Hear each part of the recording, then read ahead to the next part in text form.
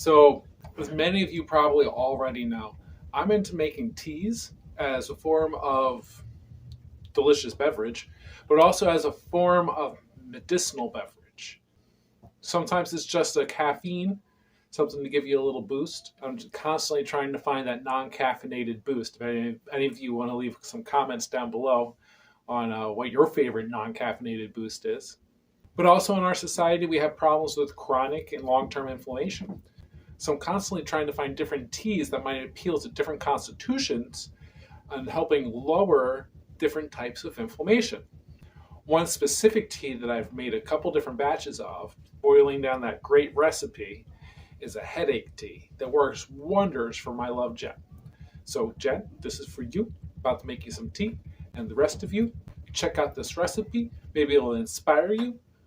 One thing I need to remind everybody before we get into the actual content here is I'm not a doctor. I'm just a dude and who does a lot of his own homework. You can be a dude or dudette doing a lot of your own homework, and I encourage that. Maybe this recipe will work for you. Look it up, decide for yourself, and let's get into this. First, let me present to you the magnetic mortar and pestle. My buddy, the junk doctor, had come across this at an auction. Thought that it was pretty cool and that I would make use of it. I definitely making use of it. It's pretty interesting, pretty cool tool. I'm going to use it to make this tea today.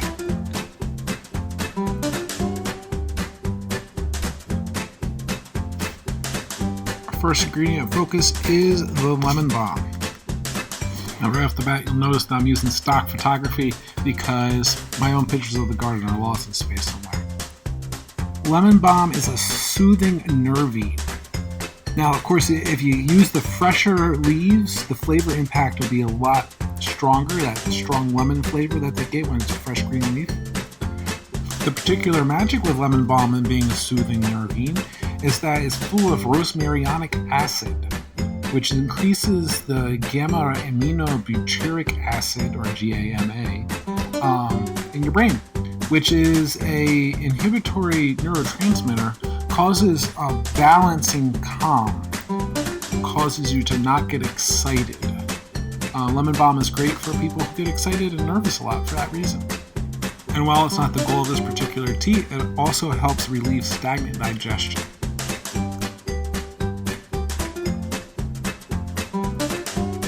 Our next fun-filled ingredient is the morning glory leaf. Now, specifically the leaf and not the flowers. The flowers have their own medicinal properties, but it's not something that we're pursuing in this particular tea. Now, this is the first of two ingredients that we're going to run out of because I frankly didn't harvest enough during the season. And this particular batch of leaves you see here, they were harvested late in the season, which they're not going to be as potent as they could be. Now, what works in the morning glory leaves is something called ergot alkaloids. These are alkaloids that are in high concentration in certain seeds of certain species of morning glories.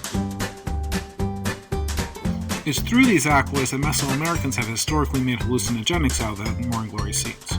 But in the lower traces that we're finding in these leaves, it holds the potential to constrict the blood vessels around the head that caused migraines and headaches to begin with. Next, my favorite, the Solidago, or the goldenrod, and specifically we're using the blossoms. There has been ample research where scientists are isolating the compounds in the goldenrod blossoms that help fight inflammation. But in general, know that it does help fight inflammation, which includes the inflammation that leads towards headaches.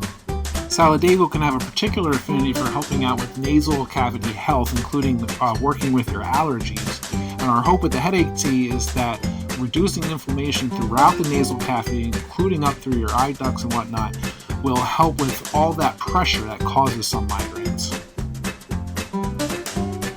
Once again, goldenrod does so many other things, but right now we're focusing in on how it's supposed to help with our headache tea specifically.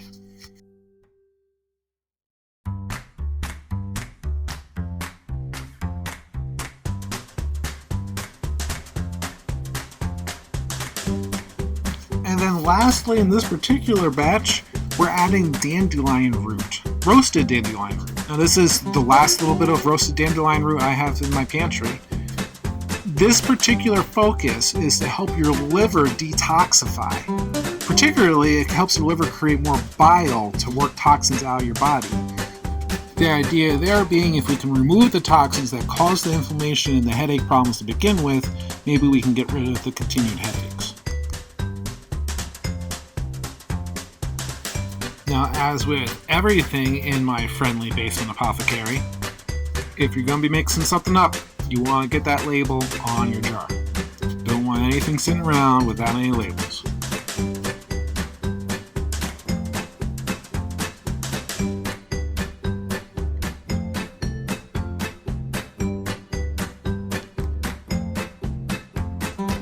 Generally speaking, any tea I'm making for household use, we like to fill half the tea ball with the fresh tea mix. If there's anything else that I want to add for fresh herbs or fresh flavor, I'll put that in the other half. And this allows some space for the hot water to aerate. Now, if it's going to be steeping for longer, you can add more, whatever your preference is. Add your hot water. Something that I should have done right away, but I didn't in this film, you want to cover that. So all your volatile oils and all of the good essence doesn't go up in their steam. Then after it steeps for about 10 to 20 minutes, we try it out.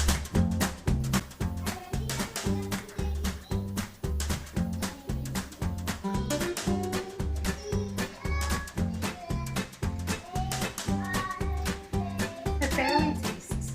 It barely tastes? What does it barely taste like? Grass.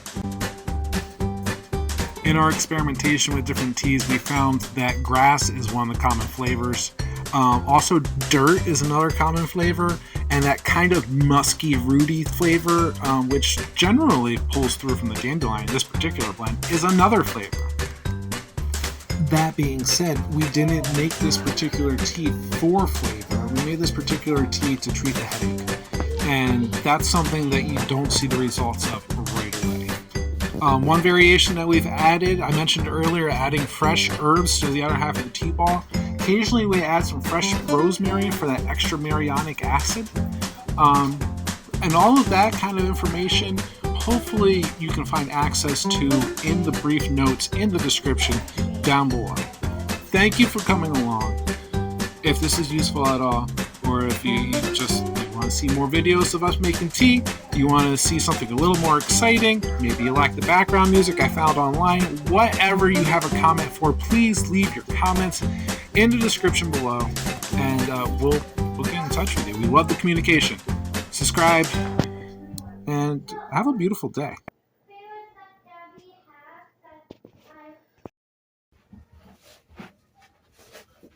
Just in case we filmed all of that and we didn't get any good footage, this is me saying, peace out, fish trout.